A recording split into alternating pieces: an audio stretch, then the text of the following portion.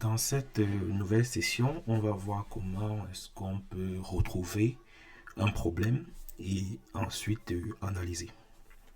Bon, dans notre cas, les problèmes sont déjà fermés, mais on va voir comment est-ce qu'on peut retrouver un problème et puis voir comment est-ce que Dynatrace a pu faire une analyse, puis extraire un certain nombre d'informations qu'on pourra exploiter. Donc, bien évidemment, pour trouver un problème, soit vous pouvez passer par les filtres rapides, soit vous pouvez passer par les filtres. Imaginez-vous, vous êtes dans l'équipe support, on vous a notifié qu'il y a un problème, on vous a donné le numéro du problème.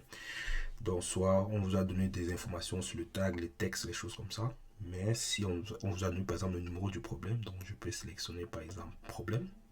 Donc, du coup, Dynatrace me propose automatiquement lisser le problème et puis je n'ai plus qu'à saisir mon problème. On nous a donné par exemple le problème 24 016. Et donc du coup, ça nous permet déjà de retrouver notre problème. Donc c'est comme ça que vous pouvez utiliser les filtres pour retrouver un problème. Une fois que vous avez retrouvé le problème, vous n'avez qu'à ouvrir le problème. Donc on clique et le problème il est ouvert. Ça c'est propre à l'ensemble des problèmes. On va faire une présentation générale. Ça permet que peu importe le problème que vous avez, vous sachiez retrouver les sections. Donc déjà, on a déjà l'entête qui vous donne le nom du problème, bien évidemment avec son état.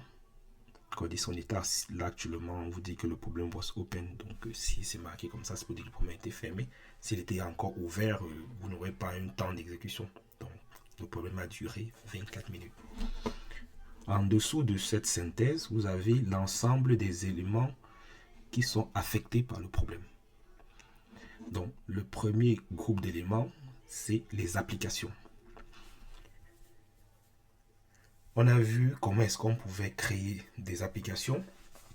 Et donc du coup, si le problème qui se pose d'une manière ou d'une autre affecte une application, elle va être identifiée ici. Donc déjà, on constate que notre problème affecte une application. En l'occurrence,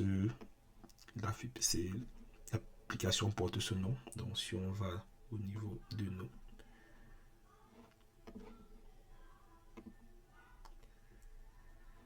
nos applications,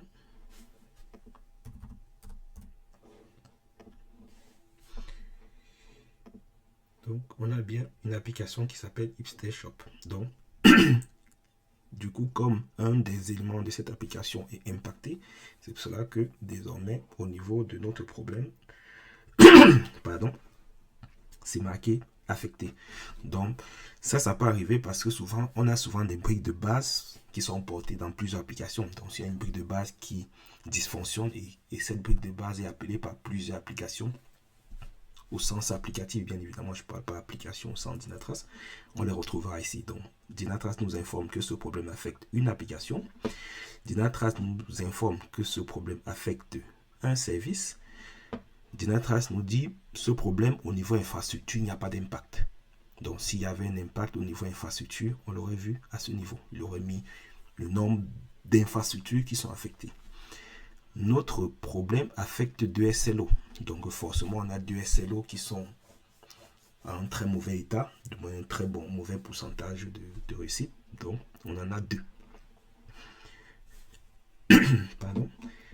Le fait que notre problème affecte une application, donc forcément, notre business est impacté parce que il faut garder à l'esprit que ce sont les applications qui portent les utilisateurs. Donc quand vous faites du synthetic monitoring, quand vous faites du real user monitoring, tout ça se fait à travers des applications.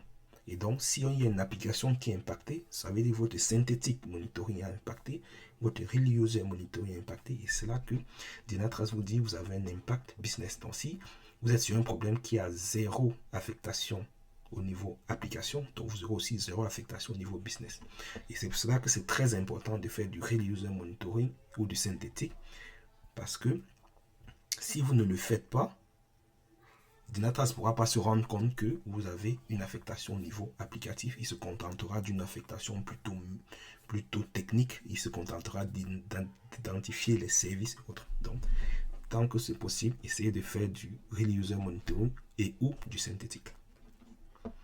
Donc, en termes d'impact business, il a identifié que ce dysfonctionnement affecte 106 de nos utilisateurs et on a 49 sessions replay. Vous vous souvenez, lorsqu'on a fait le Real User Monitoring, on a dit qu'on pouvait rejouer les sessions.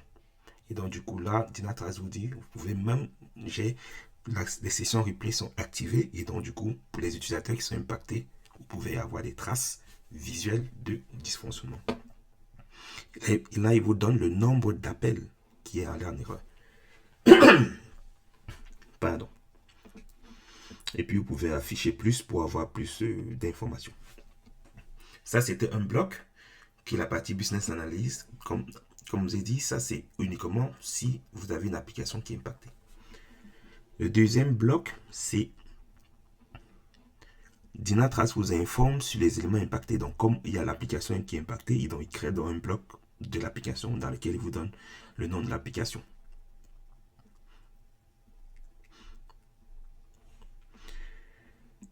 Quand on a parlé de l'autoremédiation, je vous ai dit, si vous configurez l'autoremédiation, Dynatrace va pouvoir identifier un problème et déclencher un playbook Ansible par exemple.